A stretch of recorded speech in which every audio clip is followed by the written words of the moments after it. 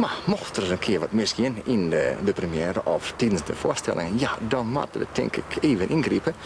En ja, dan scheelt het misschien weer dat je dus een beetje om een amateurtoneel doet, dan moet de skiertjes echt toneel spelen. En dan moeten we dat even oplossen door middel van een vrije trap. Of we nog een keer een hoefschop. Maar de meeste merken er niet van. Hoe dan die bal hier erin? Die bal die gaat erin, ja.